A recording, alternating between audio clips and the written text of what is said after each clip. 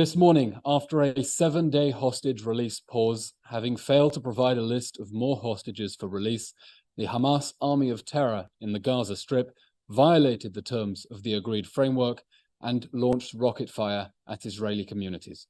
At 5:43 a.m., Hamas fired the first rocket from Gaza, and that rocket fire has since intensified, with sirens blaring across southern Israel all morning, including in communities that are still under mandatory evacuation orders and in those kibbutzim ethnically cleansed by Hamas during its campaign of systematic extermination on October 7th.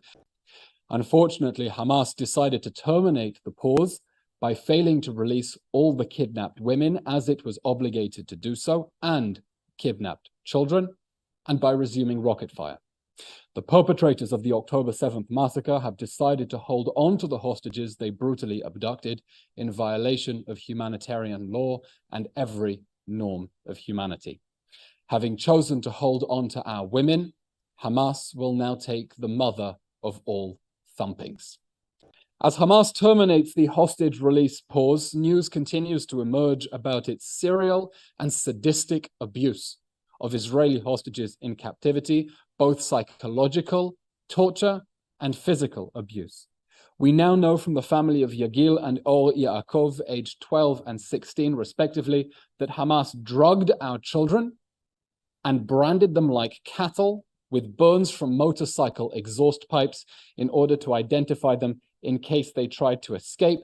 And Mia Shem, aged 21, her family saying her hand injury was operated on by a vet. Hamas treated our people worse than animals, and we will put Hamas down.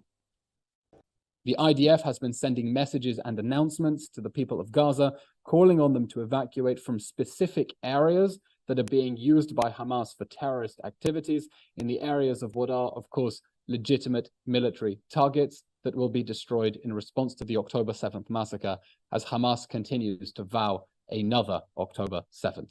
The IDF has published an evacuation zone map in Gaza, and we urge uninvolved civilians to evacuate along the designated routes away from the specific areas of Hamas terror activity for their own safety. That interactive map can be found on the IDF website, and the details are by now familiar to the people of the Gaza Strip.